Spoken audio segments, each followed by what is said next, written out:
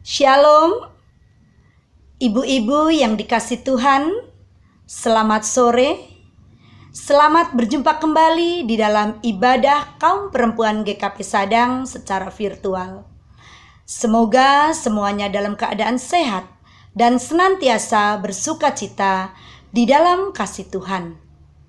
Mari kita mulai ibadah pada sore hari ini dengan memujikan Kidung Jemaat nomor 3. Kami puji dengan riang.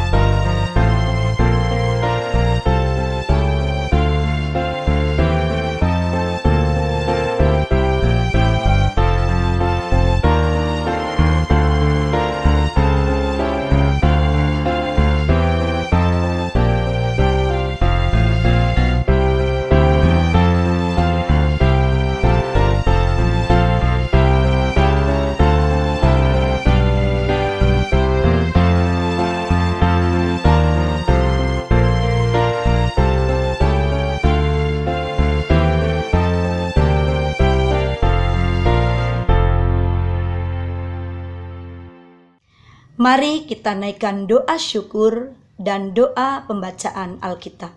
Kita berdoa. Allah Bapa yang Maha Baik, bahana syukur tak henti-hentinya kami naikkan ke hadirat-Mu atas segala kasih dan penyertaan-Mu kepada kami sampai saat ini. Bahkan Tuhan, terlebih lagi pada saat ini Tuhan perkenankan kami untuk datang bersama-sama ke hadirat-Mu di dalam ibadah kaum perempuan secara virtual. Ya Bapa, kami serahkan syukur kami ini, dan kami juga akan siapkan hati kami untuk membaca dan merenungkan firman-Mu. Berfirmanlah Bapa, karena kami telah sedia untuk mendengarkannya. Haleluya, amin.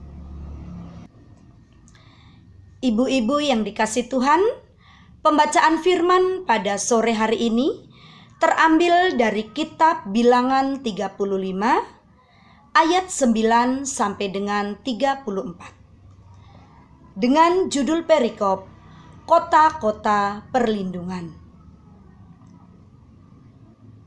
Tuhan berfirman kepada Musa, "Berbicaralah kepada orang Israel dan katakanlah kepada mereka, apabila kamu menyeberangi sungai Yordan ke tanah Kanaan, maka haruslah kamu memilih beberapa kota yang menjadi kota-kota perlindungan bagimu, supaya orang pembunuh yang telah membunuh seseorang dengan tidak sengaja dapat melarikan diri ke sana. Kota-kota itu akan menjadi tempat perlindungan bagimu terhadap penuntut balas, supaya pembunuh jangan mati sebelum ia dihadapkan kepada rapat umat untuk diadili. Dan kota-kota yang kamu tentukan itu haruslah 6 buah kota perlindungan bagimu. 3 kota harus kamu tentukan di seberang sungai Yordan sini, dan 3 kota harus kamu tentukan di tanah Kanaan. Semuanya kota-kota perlindungan. Ke-6 kota itu haruslah menjadi tempat perlindungan bagi orang Israel dan bagi orang asing dan pendatang di tengah-tengahmu. supaya setiap orang yang telah membunuh seseorang dengan tidak sengaja dapat melarikan diri ke sana. Tetapi jika ia membunuh orang itu dengan benda besi, sehingga orang itu mati, maka ia seorang pembunuh. Pastilah pembunuh itu dibunuh. Dan jika ia membunuh orang itu dengan batu di tangan, yang mungkin menyebabkan matinya seseorang, sehingga orang itu mati, maka ia seorang pembunuh. Pastilah pembunuh itu dibunuh.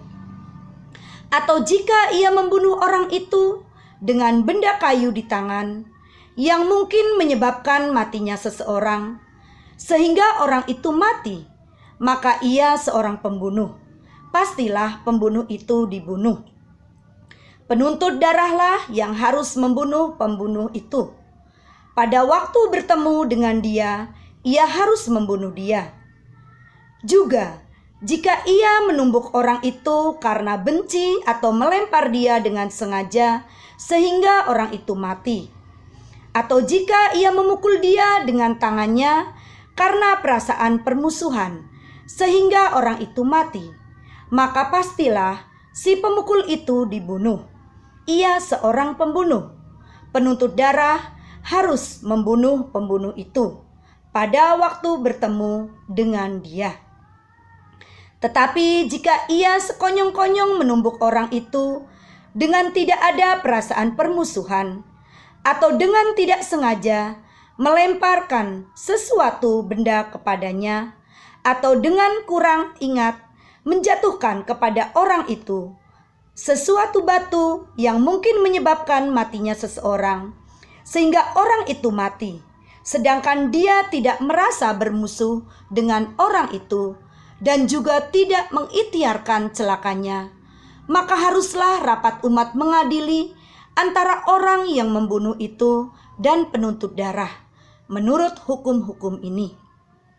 Dan haruslah rapat umat membebaskan pembunuh dari tangan penuntut darah, dan haruslah umat mengembalikan dia ke kota perlindungan, ke tempat ia telah melarikan diri. Disitulah ia harus tinggal sampai matinya imam besar yang telah diurapi dengan minyak yang kudus. Tetapi jika terjadi bahwa pembunuh itu keluar dari batas kota perlindungan, tempat ia melarikan diri, dan penuntut darah mendapat dia di luar batas kota perlindungannya, dan penuntut darah membunuh pembunuh itu, maka tidaklah ia berhutang darah, sebab pembunuh itu wajib tinggal di kota perlindungan sampai matinya imam besar. Tetapi sesudah matinya imam besar, bolehlah pembunuh itu kembali ke tanah kepunyaannya sendiri. Itulah semuanya yang harus menjadi ketetapan hukum bagimu turun-temurun di segala tempat kediamanmu. Setiap orang yang telah membunuh seseorang haruslah dibunuh sebagai pembunuh menurut keterangan saksi-saksi. Tetapi kalau hanya satu orang saksi tidak cukup untuk memberi keterangan terhadap seseorang dalam perkara hukuman mati. Janganlah kamu menerima uang tebusan karena nyawa seorang pembunuh yang kesalahannya setimpal dengan hukuman mati, tetapi pastilah ia dibunuh. Juga janganlah kamu menerima uang tebusan karena seseorang yang telah melarikan diri ke kota perlindungannya, supaya ia boleh kembali untuk diam di tanahnya sebelum matinya imam besar. Jadi, janganlah kamu mencemarkan negeri tempat tinggalmu, sebab darah itulah yang mencemarkan negeri itu. Maka, bagi negeri itu tidak dapat diadakan pendamaian oleh karena darah yang tertumpah di sana, kecuali dengan darah orang yang telah menumpahkannya.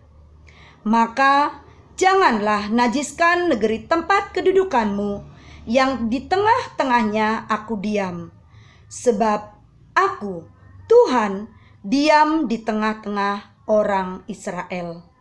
Amin. Demikianlah pembacaan firman Tuhan pada sore hari ini. Berbahagialah kita yang senantiasa mau mendengarkan firman Tuhan dan belajar untuk melakukannya di dalam kehidupan sehari-hari. Haleluya. Ibu-ibu yang dikasihi Tuhan, tema renungan pada sore hari ini berjudul Asas Praduga Tak Bersalah. Yang terambil tadi dari kitab Bilangan 35 ayat 9 sampai dengan 34. Di dalam kehidupan sehari-hari, tentunya kita sering mendengar istilah praduga tak bersalah, atau di dalam bahasa Inggrisnya dikenal dengan istilah presumption of innocence. Ibu-ibu yang dikasihi Tuhan, asas praduga tak bersalah digunakan di dalam ranah hukum sebagai sesuatu usaha di mana hukum menganggap seseorang tidak bersalah selama belum ada bukti-bukti atau saksi-saksi yang dinyatakan secara benar bahwa orang itu bersalah. Sebelum pengadilan memutuskan segala sesuatunya, maka seseorang tetap dianggap sebagai tidak bersalah. Inilah yang disebut dengan asas praduga tak bersalah. Di dalam kisah yang telah kita baca, firman Tuhan pun mengingatkan kita, kisah di mana Allah mengingatkan dan memberikan perintah kepada Musa sebagai pimpinan dari orang Israel pada saat itu. Nabi Musa diperintahkan Allah untuk membuat kota-kota perlindungan. 6 kota jumlahnya. Kota-kota perlindungan di seberang Sungai Yordan dan juga 3 di Kanaan. Kota-kota perlindungan ini dibuat dengan tujuan sebagai tempat perlindungan bagi seseorang yang mungkin di mata masyarakat atau bangsa Israel pada saat itu dianggap telah melakukan kesalahan. Namun, apabila belum terbukti bahwa dia bersalah, maka dia pun bisa datang untuk meminta perlindungan ke kota-kota perlindungan tersebut. Dia bisa tinggal di sana selama imam besar masih ada dan belum meninggal. Bagi orang-orang yang sudah bersalah, tentunya hukum dijatuhkan kepadanya. Namun, bagi orang-orang yang dianggap bersalah tetapi belum ada bukti yang jelas, maka orang tersebut tetap dianggap sebagai orang yang tidak bersalah tentunya, dan bisa dilindungi di dalam kota-kota perlindungan.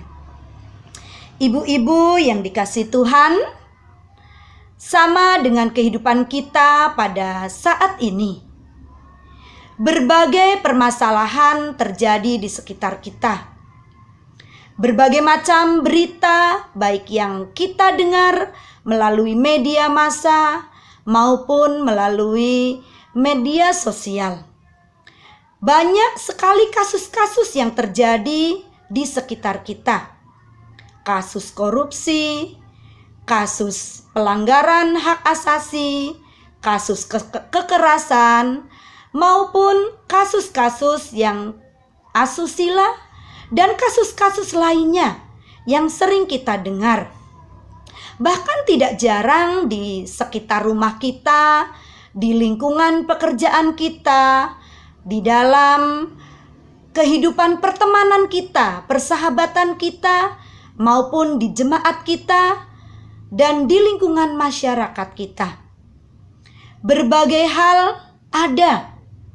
Dan kadang berita-berita itu menjadi semakin hangat, semakin hot ya, semakin menjadi viral.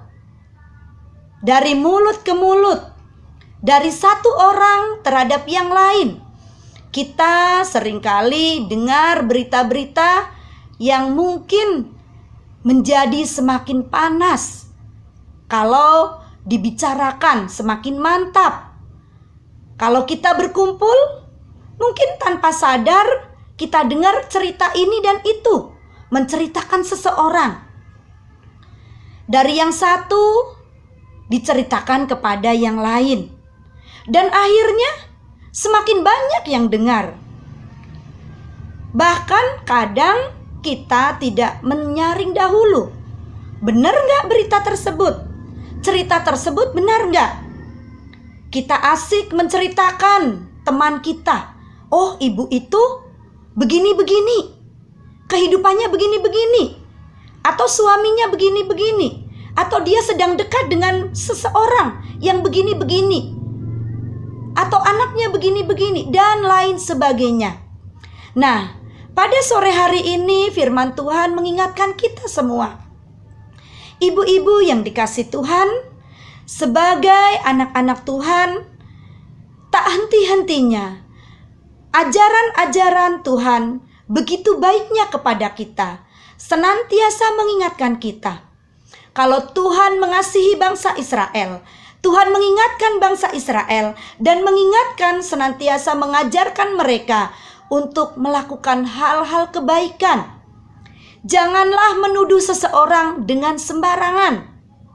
Kalau belum ada bukti, belum ada sanksi. Tidak baik kalau kita menuduh atau menstigma seseorang atau mencap seseorang dengan hal-hal yang negatif. Bahkan firman ini pun sangat berguna bagi kita. Selain bangsa Israel, kita pun diingatkan dengan firman ini. Firman ini kembali mengingatkan kita untuk kita di dalam pergaulan sehari-hari pun seyogianya kita mengurangi hal-hal yang seperti ini. Kalau kita mendengarkan berita-berita yang kurang baik, marilah kita boleh cek, kita cari tahu kebenarannya terlebih dahulu. Kita cari tahu bukti-buktinya terlebih dahulu, supaya kita tidak terjerumus ke dalam berita hoax, ke dalam gosip, ke dalam hal-hal yang merugikan seseorang.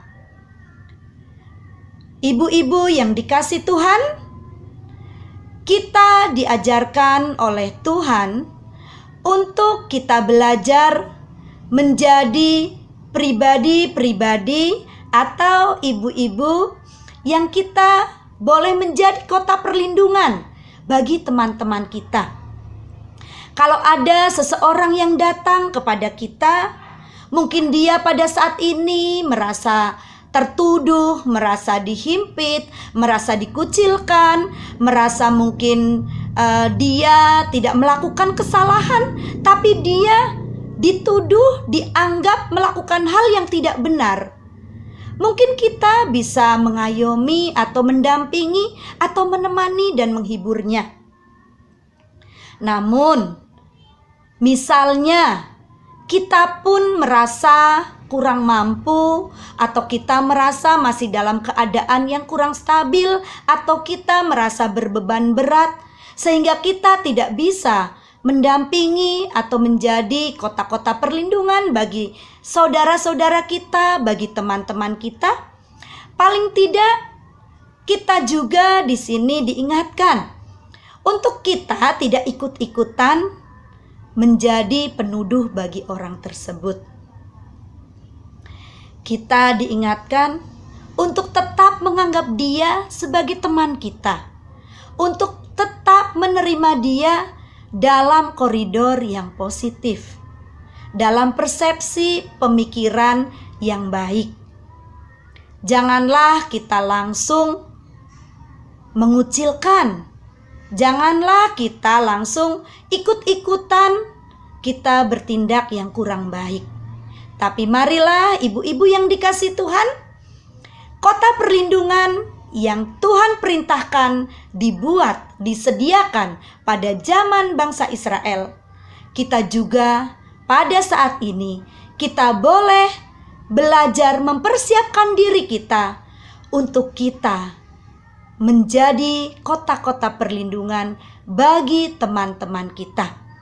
Untuk kita senantiasa bersikap menganggap seseorang tetap dalam asumsi atau tetap dalam pemikiran asas praduga tak bersalah. Sampai betul-betul ada saksi, ada bukti yang menjelaskan segala sesuatunya sampai clear. Sehingga apapun permasalahan yang ada di depan mata kita, yang ada di sekitar kita, sebagai perempuan-perempuan yang mengenal Tuhan, mengenal ajaran kebaikan, kita boleh melakukannya dengan senantiasa memohon kebijakan dari Tuhan untuk menyelesaikan semua pergumulan dan semua permasalahan di dalam kasih Tuhan. Tuhan Yesus memberkati kita semua. Amin.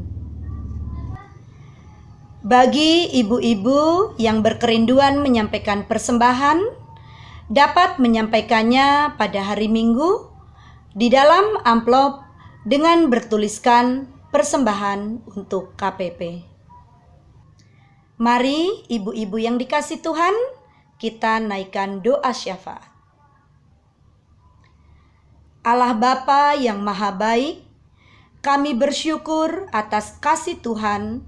Tuhan telah melindungi kami dan memimpin kami dalam ibadah ini dari awal, pertengahan hingga akhir. Terima kasih Bapa atas firman yang tertabur pada sore hari ini.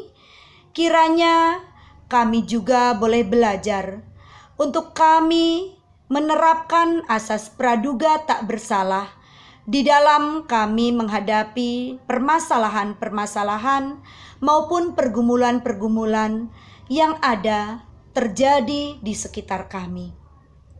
Ya Bapa, kami yakin dan percaya Engkau Allah yang Maha Baik, yang senantiasa memberikan kekuatan dan kebijakan kepada kami sebagai kaum perempuan untuk kami belajar bijaksana menghadapi segala permasalahan, baik sebagai pribadi, sebagai seorang istri, sebagai seorang ibu, maupun sebagai jemaat di dalam jemaat-Mu dan sebagai anggota masyarakat di sekitar kami.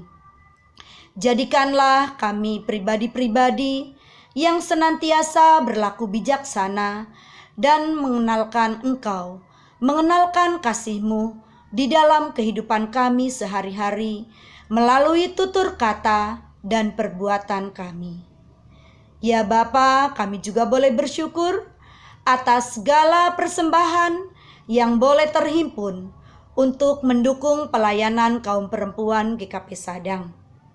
Kami serahkan persembahan ini ke dalam tangan kasih Tuhan. Kami juga boleh bersyukur Bapa atas berkat kasih-Mu dan penyertaan-Mu kepada jemaat kami. Kami bersyukur untuk Bapak Pendeta dan keluarga, untuk para penatua beserta keluarga, pengawas perbendaraan, komisi yang ada, untuk koster, untuk seluruh jemaat GKP Sadang, untuk semua pelayanan dimanapun berada, untuk negara dan bangsa kami, dan untuk semua kehidupan ini. Kami serahkan semuanya ke dalam tangan kasih-Mu. Bagi sanak saudara kami dan orang tua kami yang mungkin dalam keadaan kurang sehat, Tuhan memberikan kesembuhan. Bagi yang dalam pergumulan, Tuhan berikan kelegaan. Kami serahkan semuanya ke dalam tangan kasih Tuhan. Dan kami tutup ibadah pada sore hari ini dengan doa sempurna yang akan menyempurnakan segala doa kami. Bapa kami yang ada di sorga, dikuduskanlah nama-Mu, datanglah kerajaan-Mu, jadilah kehendak-Mu di bumi seperti di sorga. Berikanlah kami pada hari ini makanan kami yang secukupnya, dan ampunilah kami akan kesalahan kami, seperti kami juga mengampuni orang yang bersalah kepada kami. Dan janganlah membawa kami ke dalam pencobaan, tetapi lepaskanlah kami daripada yang jahat. Karena Engkaulah yang empunya kerajaan dan kuasa, dan kemuliaan sampai selama-lamanya. Amin. Demikianlah ibu-ibu yang dikasihi Tuhan, ibadah kaum perempuan telah selesai. Tuhan Yesus memberkati. Amin.